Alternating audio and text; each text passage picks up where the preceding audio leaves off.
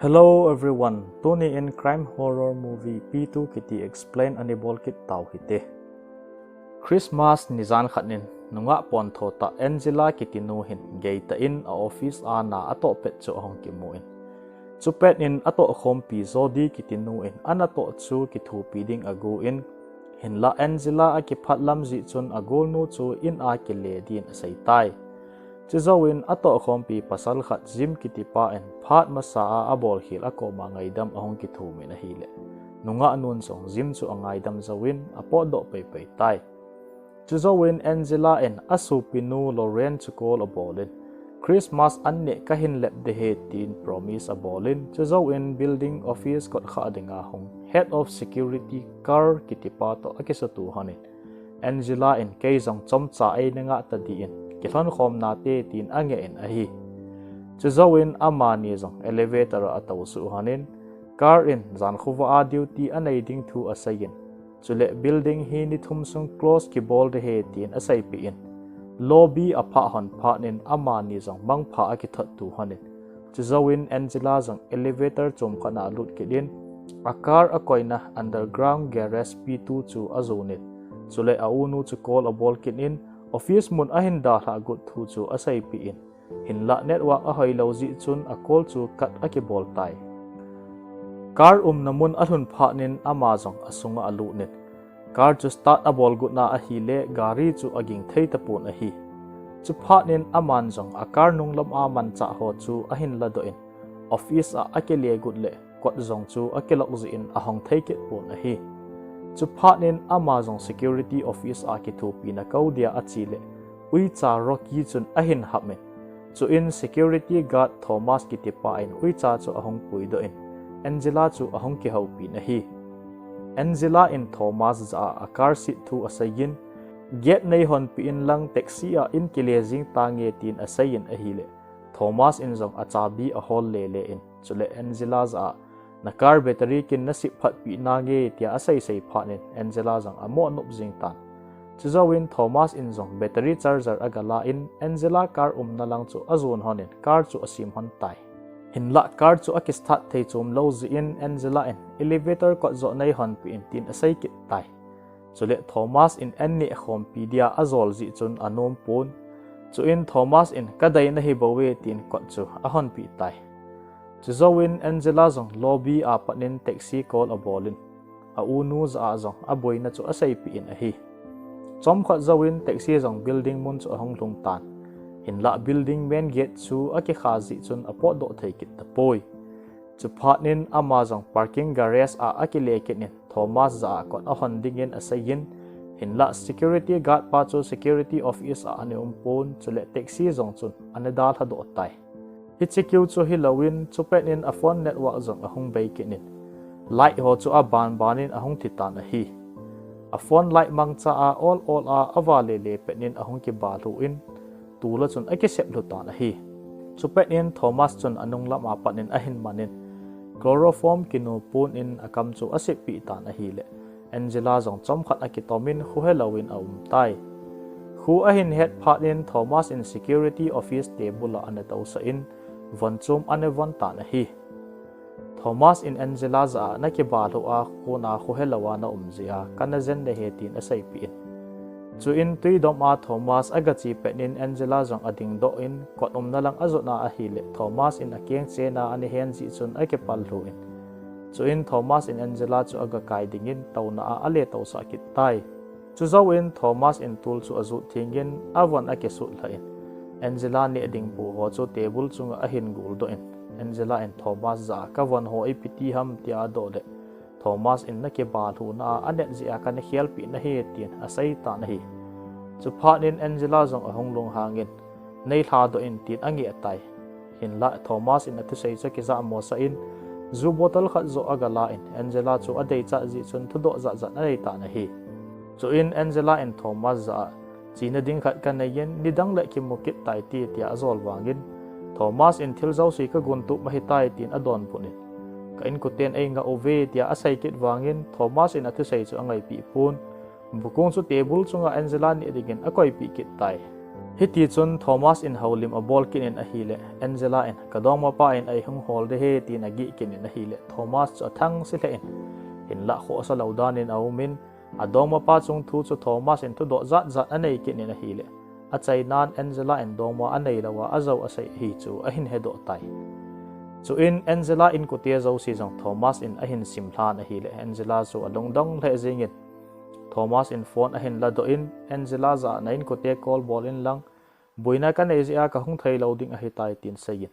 achu ti lo le ka tha din a hi tia agi phanin ama nun zong nup le da om loin anu chu call a ball in azo zo a sai ta na hi hezi chun Thomas chu akipa the jing tai chu in Thomas in present khat api in Angela in box chu a hona a hi le asunga chun video tape khat ane min a hi Thomas in video tape chu alha in video achun Angela le gym elevator a aum han chu akimo in Zim in Angela chu atu in kiss a bol guna a hil Angela chu azam do in chu le zim in athil bol chu a bol hil a hi chu akigel do in a hi chu zawin Thomas in abel akiga in Angela chen chu a thap kut penin Angela in thi he in Thomas tung tun chu asut pi in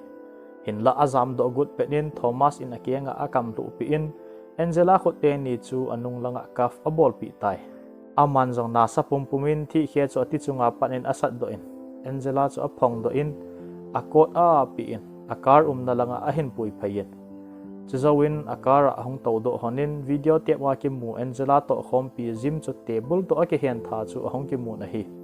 gym in Angela akies good zia chu Thomas in go na pi good da na hi chu in Thomas in Angela za gym khu ga ball cha in tin torch light cha pi in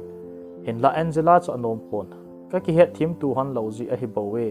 chu le a ball hil chu ngaidam ahong thumin ka ngaidam tai tin asayin a hi hin la Thomas in asai kinin gym in office anu mai zo si a hi lo lowa bolding a good kamu e tin asai in a hi le Angela in gym khumi pha a hi bawe tia asai sai pha den Thomas jong hong lung hang tai chu pha nen Angela in elevator a thil su chu ki het thim tu lo ji a hi tin a hil chen ding a gu ki din hin la Thomas chu kara pa nen apot do gym chu vo ding a gu tai Thomas in gym chu agana yen gym chu flash la in a hian ta na hi le Angela chu pengin anga din a tawin a hi in la Thomas in gym chu happy na nei lawin avo in a hi le amaya tisan ahong kai do ta na hi chu zawin kara akile kinin car chu atol ki tai hin la Angela in gym hilai mona adal ha den han chu alung the pi ji chun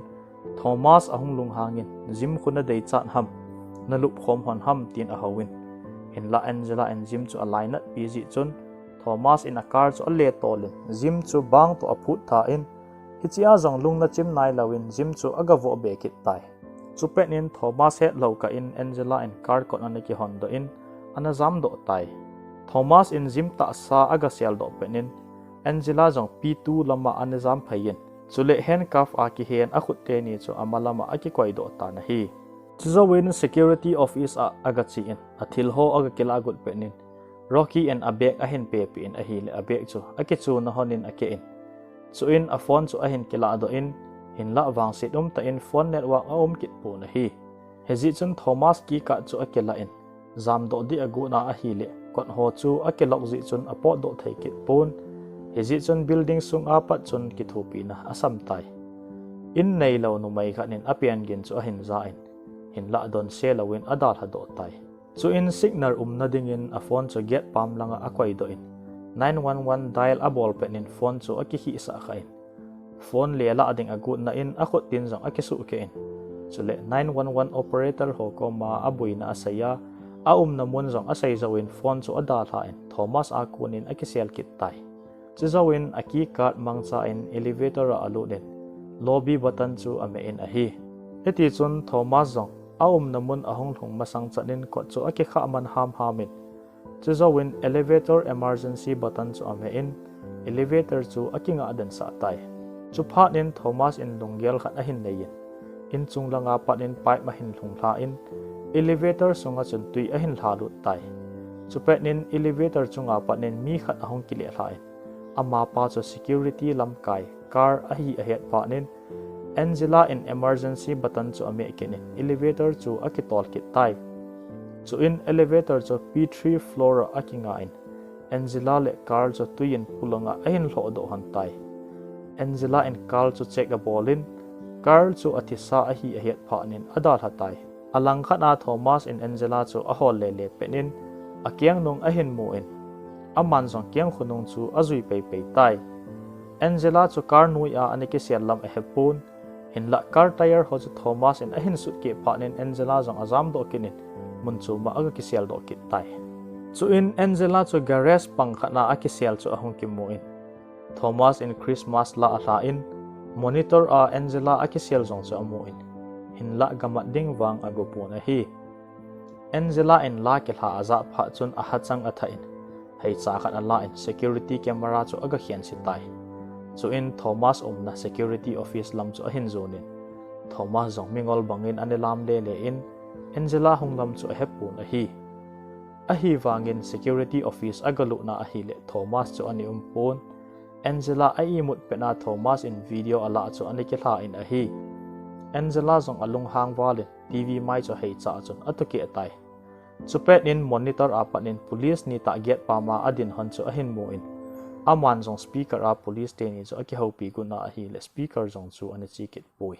chupet in Thomas in anunglam apanin Angela chu taser ahin chop sa in ahi le hu helowin aum tai police te ni get pama adin pe hlonin Thomas in office zong chu gang chalin asu thingin